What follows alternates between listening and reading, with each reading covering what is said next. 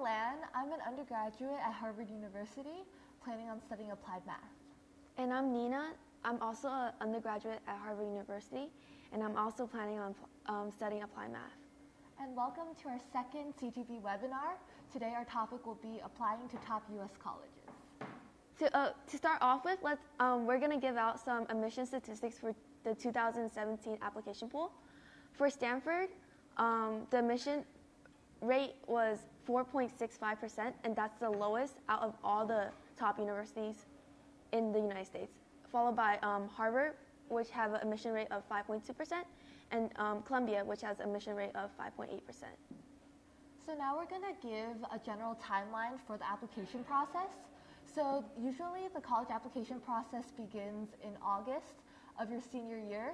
So in August, the application portals open and all of the application questions are released.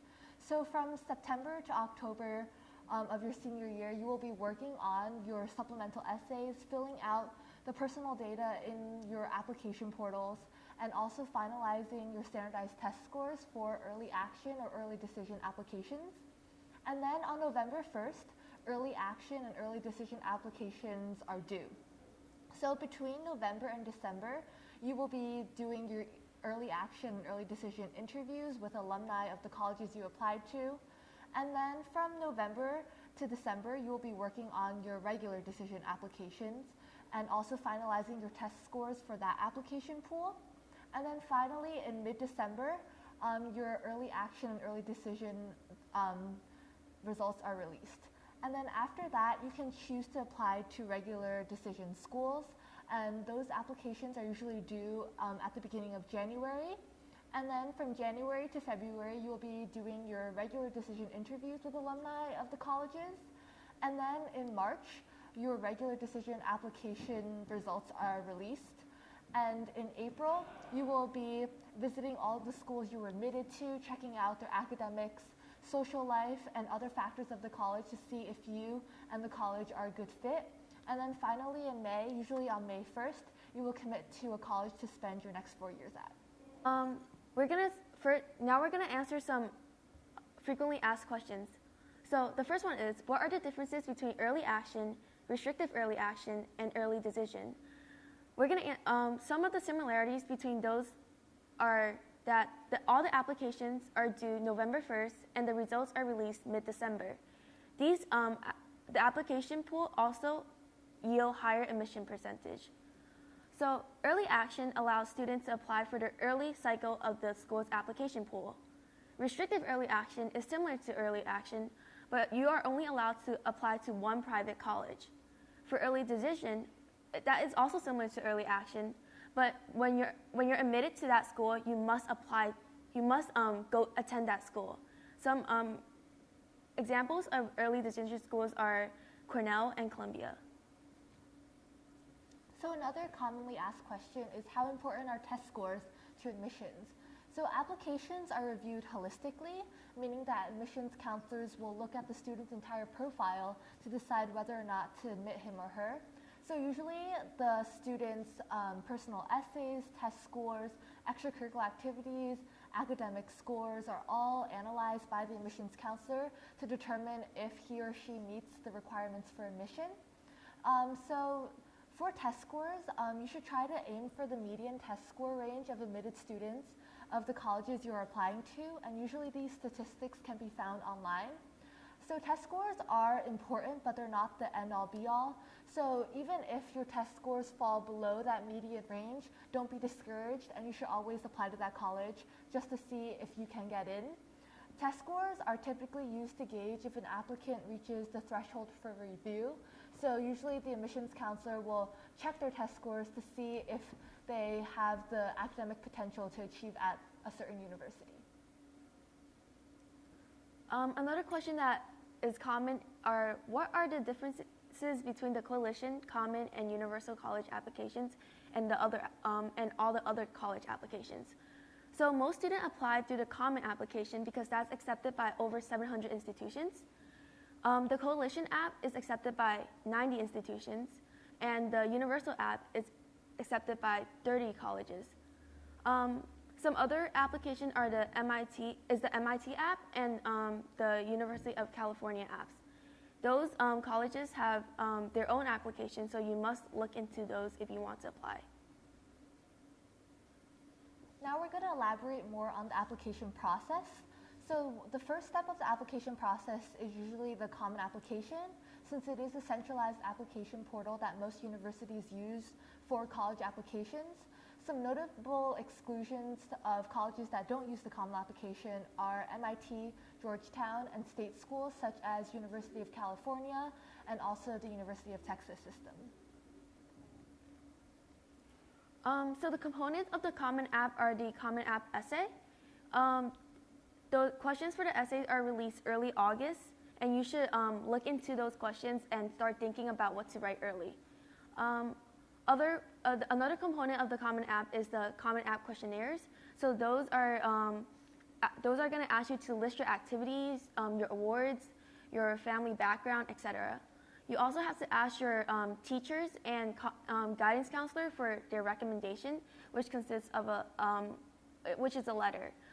You should ask them early, because some teachers have quotas for the amount of applications, for the amount of recommendations they will write, and also if you give them more time, they will write a better recommendation for you. Also, some schools have their specific questions and supplemental essays that you might have to look into.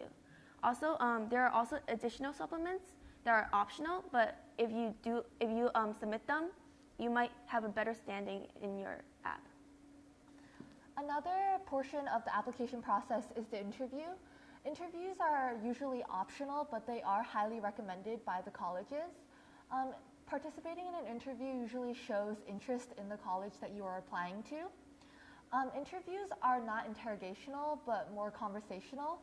So usually interviews are conducted with an alum of the college. So they will ask you questions such as, tell me a little bit about yourself, or ask you to list some of your extracurricular activities and why you were interested in them, or ask you why you want to apply to a certain college. And so by having a conversation with an alum from the college about these different portions of the college as well as your life, they will get a better understanding of who you are as a person and have a better recommendation to write that sheds a more human light on your application. Interviews are usually helpful to you. They will not make or break your application, and they will usually shed a good light on your application if you do well on your interview. So another tip is to always send a thank you note to your interviewer after your interview, because that will show a sign of respect for both the interviewer and the college. And don't be too nervous, you really can't fail the interview. So what are colleges actually looking for? They're looking for a dedication to one or two passions or extracurricular activities. So if you show that, you'll stand really well in your college app. Good grades and good test scores are also a really good asset to have. And interest in the college is essential, because they want to see that you will, if they admit you, they want to see that you will want to come to this college. They will also want to see leadership and a genuine essay. Now we're going to talk about some things to avoid when doing the college application process. So don't have a resume repeat in your essay. So don't just list your extracurricular activities or your achievements in high school, and rather show a more genuine side of you, such as your personality or your interests outside of school. Also, another tip is not to send a generic supplement as your personal statement or for your Why College essay, especially if you copy and paste a Why College essay from one college to another.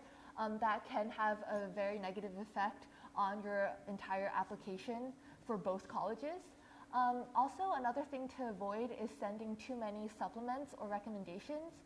If a college only requires 2 recommendations, for example, but has the option of having optional recommendations, don't send more than 4 recommendations to that college. Another thing to avoid is to be unprepared for interviews. That will definitely shed a bad light on you as an applicant, and your interviewer may not write you a very good recommendation for the college. Also, make sure your essays focus on you as a person. So if you write about your parent, don't make it all about your parent, but make it more about how your parent influenced a quality that you have. And also try not to be peer pressured by the students around you or be pressured by your parents to apply to or even attend a certain college. So here are some personal tips that we have for applying to college. Apply early. That will put a lot of stress off your shoulder for the rest of the school year.